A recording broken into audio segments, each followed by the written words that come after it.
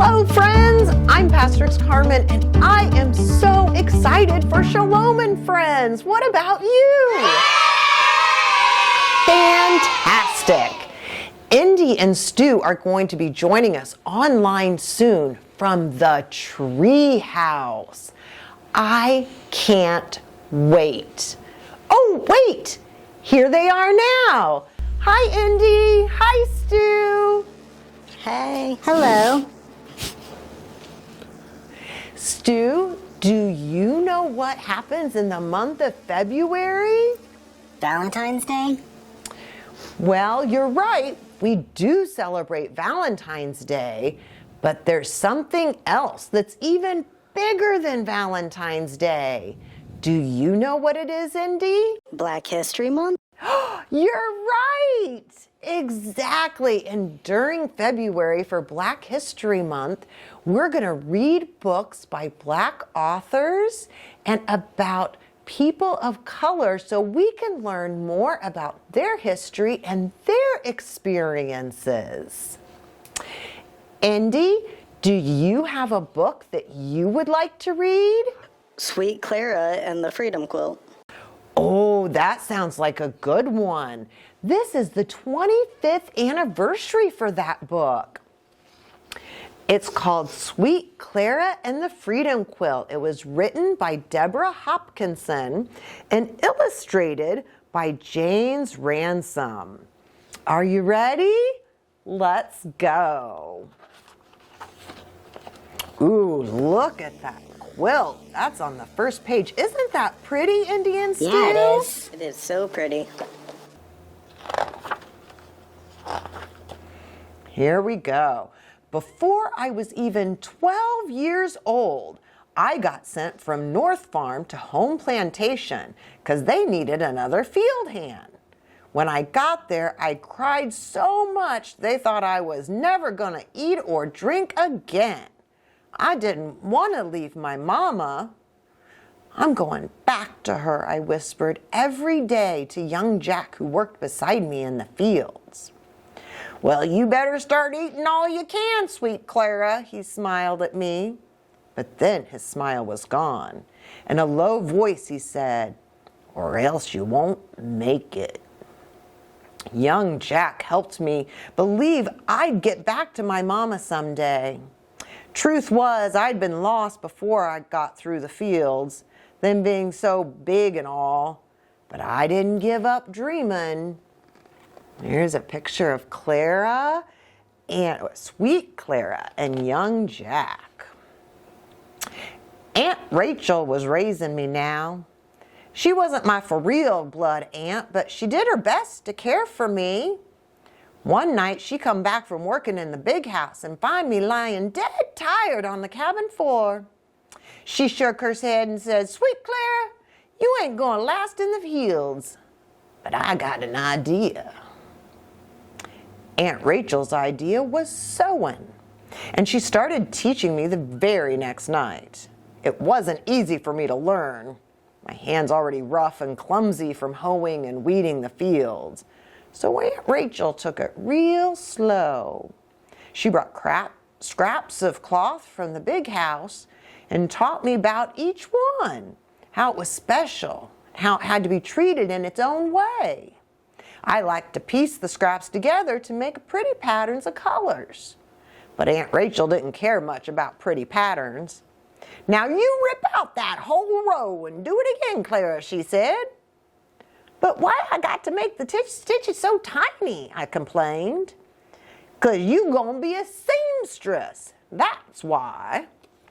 There, look at Aunt Rachel helping sweet Clara learn how to sew. Do you know how to sew, Indy? No, I don't think so.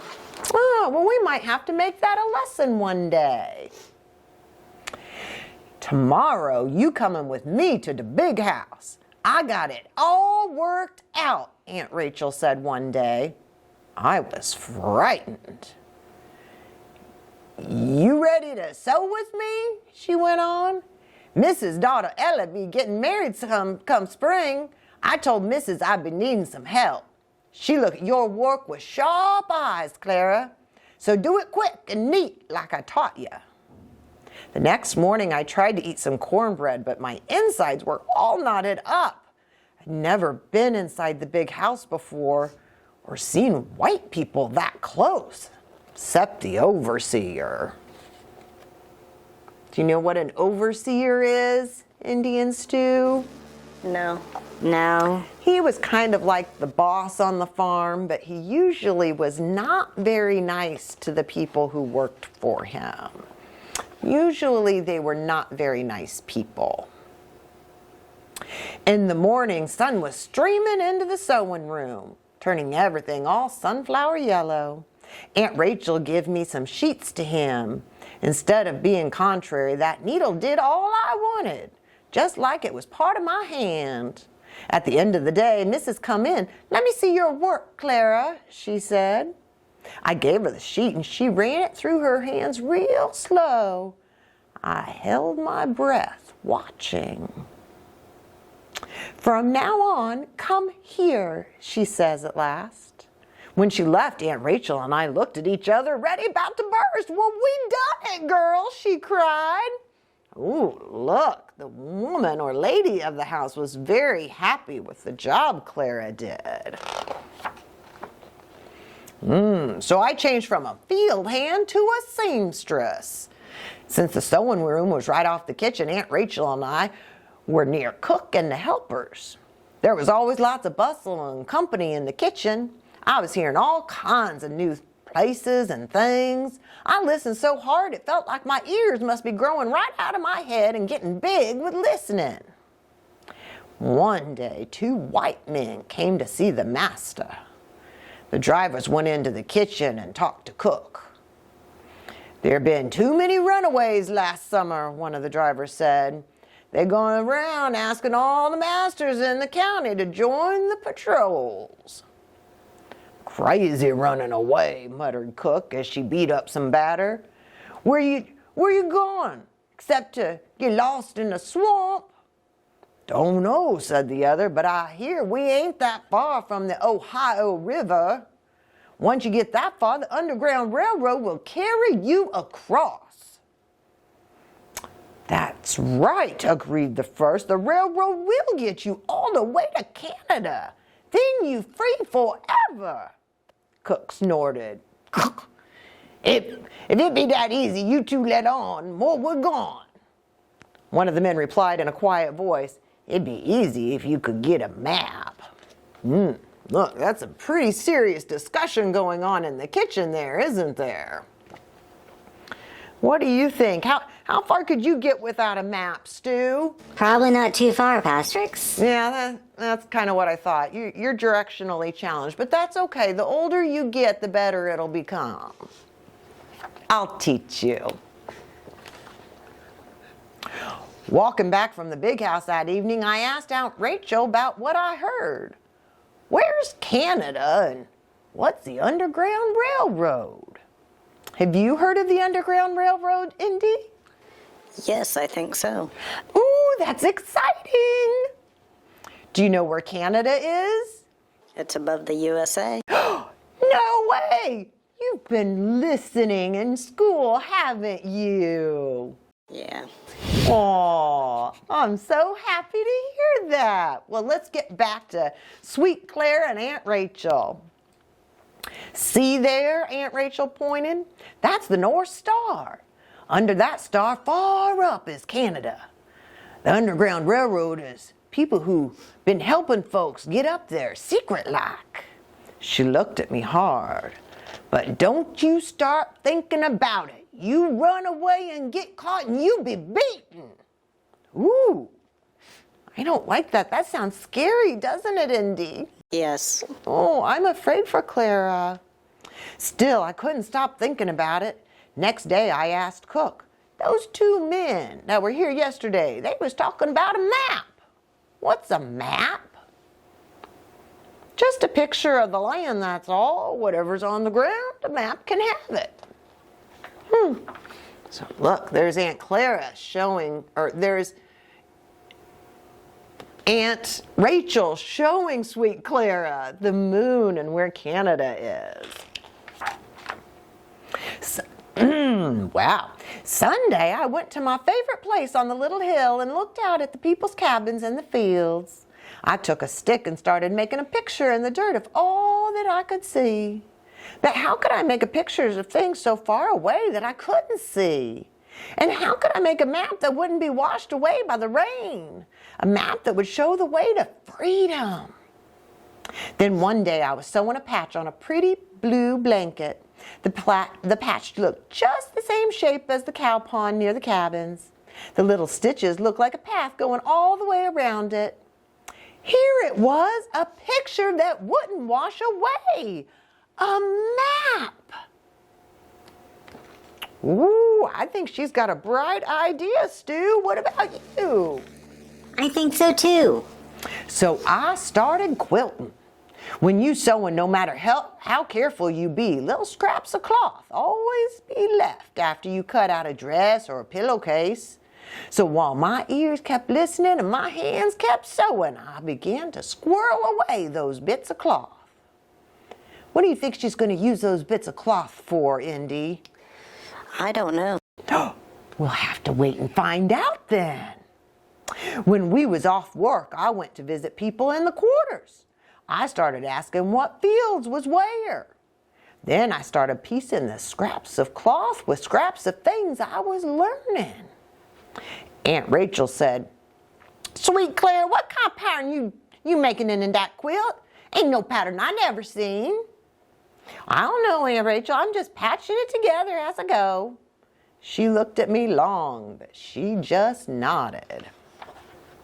Ooh, there we go. There, she's asking all the field hands about all the other fields. There was a buzzing in the quarters one summer evening. I saw the patrollers and I knew someone had run away. It was young Jack, but 5 days later they caught him. Aw, poor Jack. That next Sunday I went to see him and we walked to the top of a little hill. He didn't smile the way he used to. I took a big stick and began to draw in the dirt. I drew a little square for the big house, a line of boxes for the cabins of the quarters, and some bigger squares for the fields east of Big House. I drew as much as I'd pieced together. Jack sat beside me saying nothing, not even looking at first. Then he started seeing what I'd been doing. I handed him the stick and I heard him catch his breath up quick. Then he began to draw. What do you think he was drawing, Indy? Was it where he had been? Maybe. I think maybe he's been a little bit farther than Clara, and so maybe he knows about more places to add to Clara's map. Let's find out. I worked on that quilt for a long time. Sometimes months would go by and I wouldn't get any pieces sewn in it. Sometimes I had to wait to get the right kind of cloth. I had blue calico and flowered blue silk for creeks and rivers, and greens and blues and greens for fields, and white sheeting for roads. Mrs. liked to wear pink a lot, so Big House, the quarters, and finally the big house at North Farm, they was all pink. The quilt got bigger and bigger, and if folks knew what I was doing, no one said. But they came by the sewing room to pass the time of day whenever they could. "By the way, Clara," a driver might tell me, "I heard the master saying yesterday he didn't want to travel to Mr. Morris's place because it was over 20 miles north over there." Or someone would sit eating cook's food and say, "So as I could hear, word is they going to plant corn in the 3 West field on the Verona plantation this year." When the master went out hunting, Cook's husband was the guide. He came back and said, "That swamp near the home plantation is a nasty place. But listen up, Clara, and I'll tell you how I thread my way in and out of there as smooth as your needle in that cloth." Ooh, I think some people might be on to her little secret. What do you think, Stu? Yeah, I think they're helping her. Then one night when the quilt was all done, I looked at it and spread it out in the dim light of the cabin. Aunt Rachel studied it for the longest time. She touched the stitches lightly, her fingers moving slowly over the last bit I'd added. A hidden boat that would carry us across the Ohio River. Finally, they came to rest on the bright star at the top.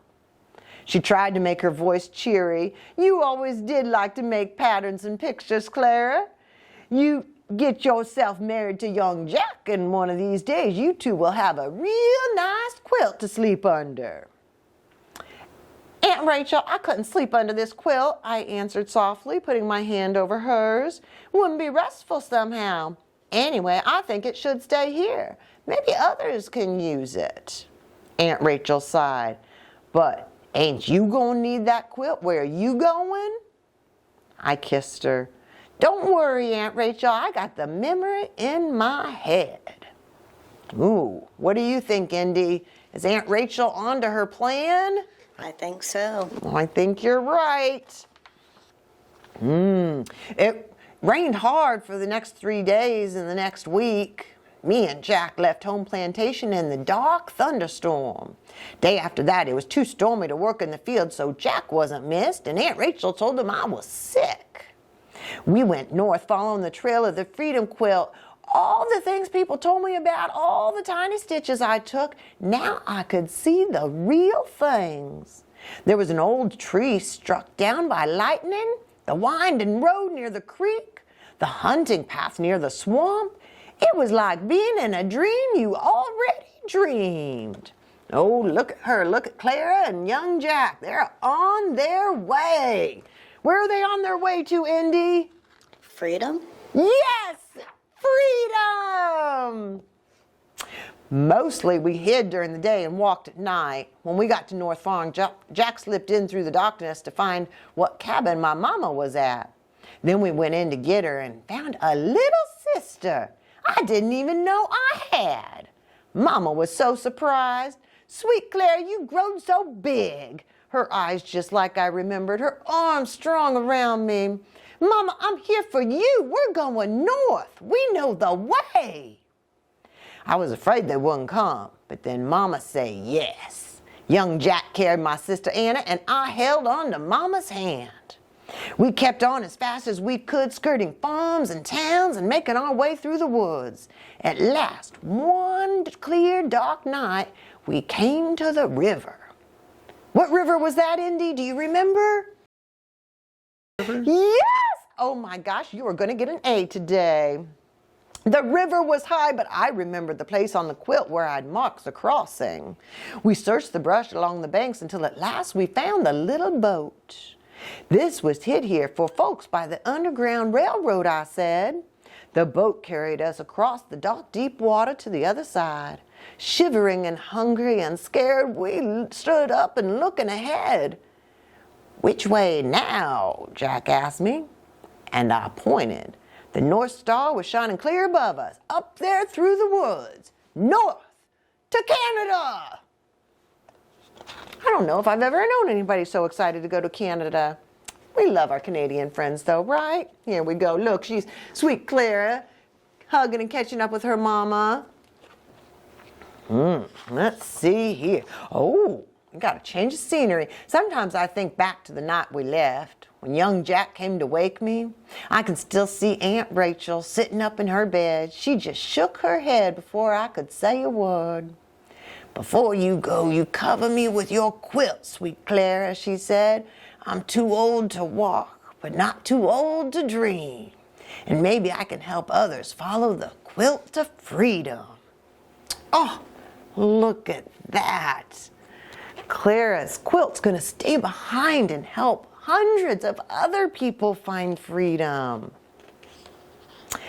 Oh, Aunt Rachel kept her word. The quilt is still there at home plantation. People go and look at it, even folks from the neighboring farms. I know because some of them come and tell me how they used it to get free. But not all are as lucky as we were, and most never can come. Sometimes I wish I could sew a quilt that would spread over the whole land, and the people just follow the stitches to freedom, as easy as taking a Sunday walk. Oh, look at that. Look at all those people admiring the quilts. Oh, what a story it tells. The end. Oh, Indy, you did such a great job of choosing our book for this week, and I can't wait to hear what you and Stu have to say about it. I'm having a hard time losing my southern accent too, but so I'll just tell you what, I'm going to send our friends over to you and Stu over in the tree house, and you all can tell them everything you learned about this book, okay? All right, bye-bye, friends. Bye-bye.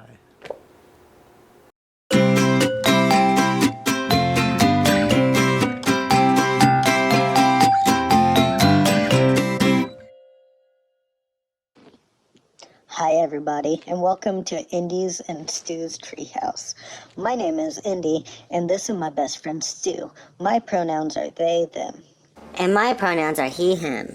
We really liked the book that Pastrix read us today, Sweet Clara and the Freedom Quilt.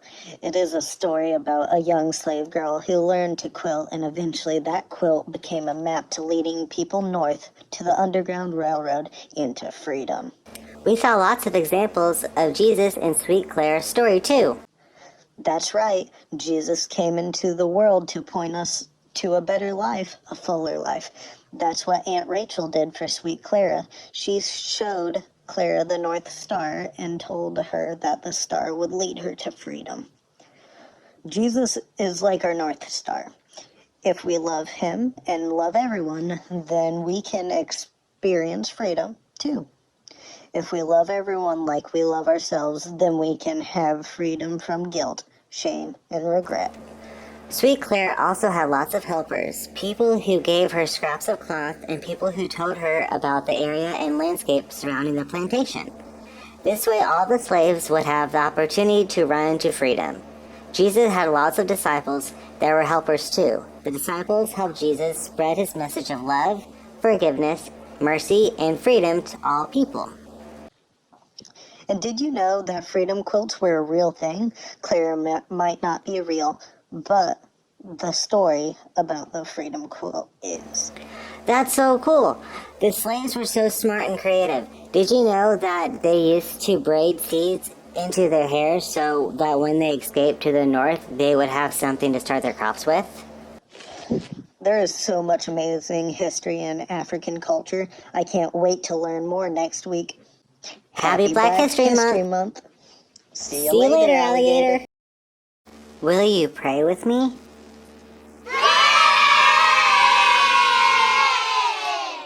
God, make my life a light within the world to glow, a flame that burns bright and pure wherever I may go. Take my life and let it be a sign of your love never ending. Amen. If you like story time or you like Shalom and Friends, please like, comment, and share our videos with your friends. Back by popular demand, new episodes will be released Fridays at 7. If you'd like to support the ministry of Shalom and Friends, you can make a secure donation through our website or through the app at Roberts Park United Methodist Church. See you later, alligator!